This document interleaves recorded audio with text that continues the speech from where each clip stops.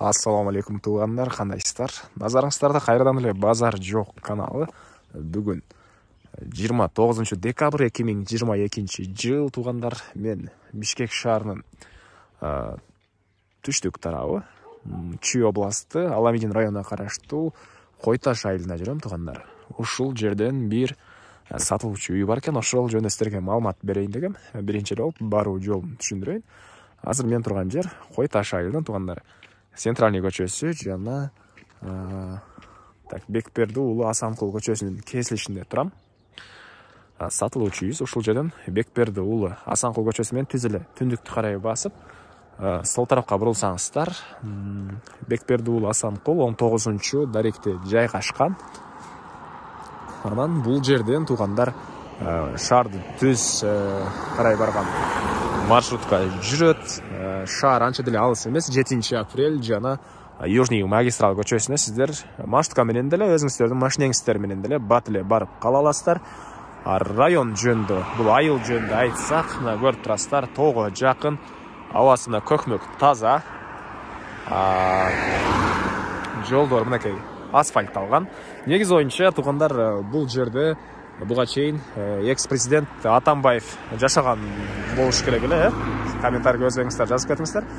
Президент жашаган айылдын шарты сөзсүз каралат деп ойлойм мен. Негизи айылдын шарты, мектептери бар, жакшы садиктер бар тугандар. Шаарга чейин деле эч кандай мондай жаман жол жок.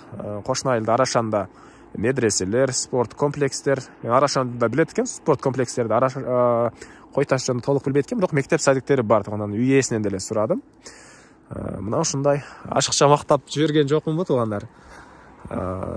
Негизинен мындай мен өзүмө деле лично ушул райондор жагат. Шаарга да эгер жумушуңуз болсо бат эле барып келе аласыздар. Эгер айылда эле жашайм десеңиздер деле айылга деле окшош, мынакей тынч, тоолор жакын, даже бул жерде малдар деле чөп жүргөндөрүн көрдүм, даже мал карасаңыздар деле болот. Сатылуучу үйүбүздүн мынакей тамы бул жерден көрүнүп турат. Могу үй болуп калат тугандар, мынакей могу. Азыр барып калган маалыматын берем. Сиздер лайктан басып өз оюңуздарды комментарийге жазыңыздар. Жана күн сайын Бишкек шаарынан, Чүй областынан сатылуучу үйлөрдү көрүңүздөр келсе, подписаться баскычын басып кетиңиздер. Мынакей тугандар, келүү жолун түшүндүргөнчө бүгүнкү чыгарышта сатылуучу үйгө да жетип келип калдым. Бул үйүздүн көчө тарабы. Көрүп турганыңыздардай ворота жана бул жактан пескоблок жана мондай эмне материал болду экен, жагачпы, темир бушуз материалдан болгон заборлор. Чыгыш чек-арасы бул жерден башталат. Батыш чек-арасы тугандар, бул забор бүткөндөн кийин ал жагына дагы 5 метр 40 сантиметр аралык бар экен. Ошол жерге чейин болуп калат. Жалпысынан жеринин аянты 15 соток тугандар документинде. Фактически андан да бир аз көбүрөөк болушу мүмкүн деген оюн айтты үй ээси. Мынакей ушул жерлерге чейин болуп калат. Бул үйүздүн батыш тараптан көрүнүшү. Үйүбүз жөнүндө айтсак, 2 этаж үй, 160 квадрат метр, узун туурасы 9,5 × 14, толук түрдө кирпич менен бүтүрүлгөн. Жана сейсмопояс колонналар куюлуп, өзүм үчүн үйдү салгам дейт үй ээси тугандар. Тышкы тараптан да утеплять этилген, үй жылуу деген оюн айтты үй ээси тугандар. Мына ушундай дареги Койташ айылы, Бекперди уулу Асанкул 19 даректе жайгашкан. Бир аз барып калыптырмын. Көңүл урбайсыздар. Видеонун башында айткандай эле, мынакей район эң жакшы райондордун бири бул айыл. Мынакей тоого жакын, жайы салкын, абасы таза дешет. Негизинен жашылуу ата-энелерге деле алып берсеңиздер тынч, мына короздун үнүнөн башка бир ызы чуу үн жок. Калсаң мал жайсаң деле болгодай окшойт бул жакта. Мынакей бул жакта кошуналардын малдары да жайылып жүргөн учуру. Шаарга деле анча деле алыс эмес. Бат эле бул 7 апрель жана Южный магистрал көчөсүнүн кесилишине машинеңиз менен бат эле барып кала аласыздар тугандар. Андан ары бул мынакей короосу. Киргенде бул жакта кенен бир 2 машина баткандай жер, бул тарабына шагал төшөлгөн. Бул жакта үйүбүздүн негизги кирүүчү эшиги. Так. Андан ары суу, свет бар экен, туугандар. Суу, свет бар. Канализациянын суусу септикке куюлат, отопление, паровой отопление, электр энергиясы жана көмүр менен жылыткан котелдор менен үйдү жылытат. Ушундай туугандар. Андан ары эмне маалыматыны. Так, биринчи болуп үйдүн ички тарабын көргөзөйүн, андан соң дагы корозун ачып, калган маалыматтарды берем туугандар. Үйүбүз утепленный жана отопление, паровой отопление, жылуу тышкы тараптан мындай текстура чачылган. Коммуникацияны айтып атып, суу, свет, отопление. Интернет проводдор деле тартылган туугандар, бул жерге чейин интернет деле кошсоңуздар болот, жана кондиционер деле бар. Эми андан ары үйдүн ички тарабын көргөзөйүн. Мынакей, бул үйүбүздүн кире бериши.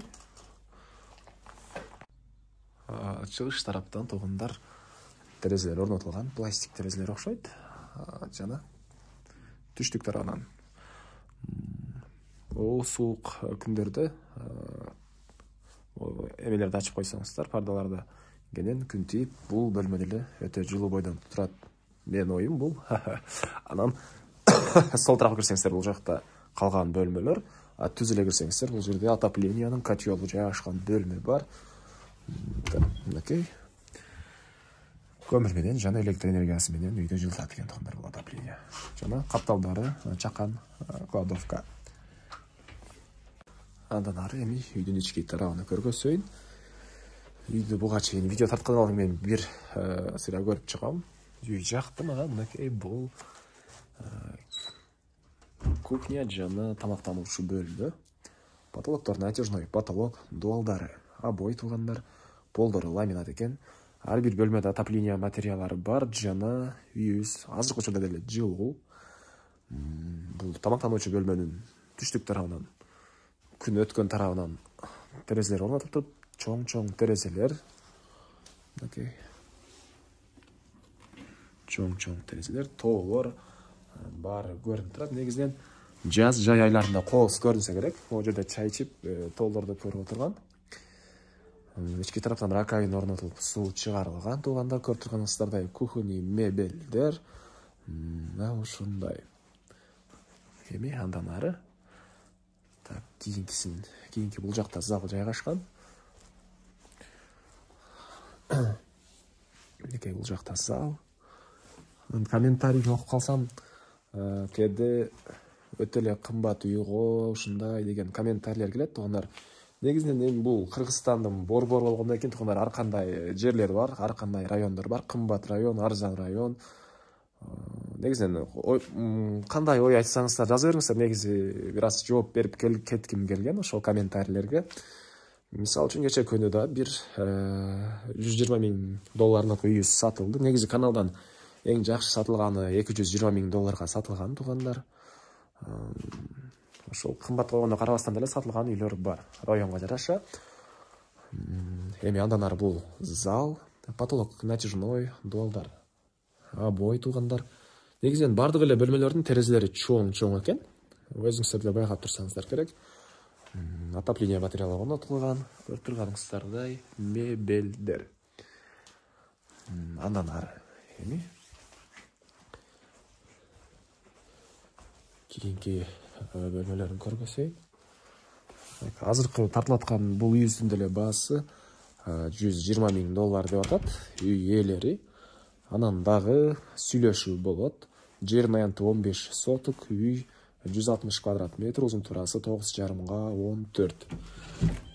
Бул жакта мына душ, суу арестон менен жылыйт. Кир жууган машина деле ушул жакта орнотулган, раковина орнотулуп, суу чыгарылыптыр. Дуалдар кафель, пол деле кафель туугандар. Эми бул жакта экинчи этажга чыгып кеткен тепкичтер, ылдый жагында кладовка чакан, пылесос же эмне буюм сактасаңыз, алканадан өзүңүздөр билесиздер. Жана бул үй тарапка киргенде могу эшиктин өйдө тарабында кондиционер орнотулган. Эми экинчи этажын көргөзөйүн. Көрүп турганыңыздардай чыгаштан болгон тепкичтер. Так. Бул экинчи этажыбыздын көрүнүшү. Экинчи этажыбызга чыкканда эле мондай коридор дейбизби, холл дейбизби, ушундай жай. Полдору ламинат. Анан ушул жердин деле түштүк тарабынан чоң терезе орнотулган. Терезелер 2 кабат айнектен турат. Мынакей туугандар.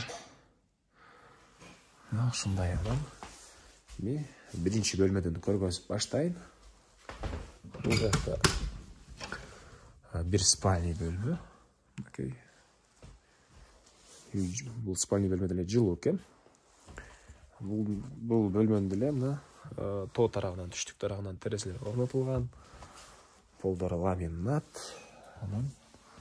Андан ары кийинки бөлмөлөргө өтөлүп. Бул жакта. Ой.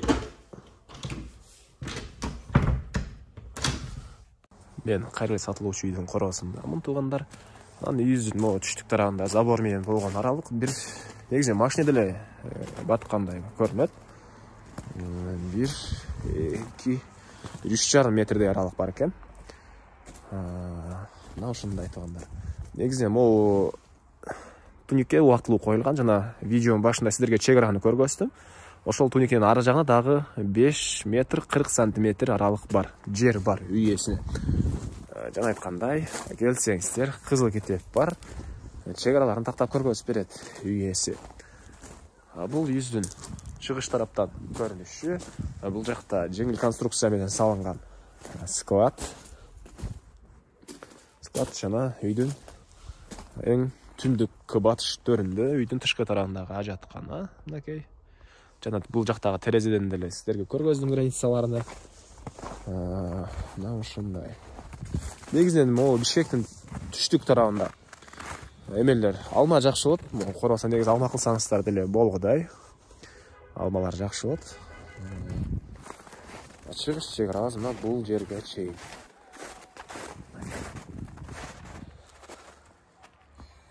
Эмне маалымат туугандар?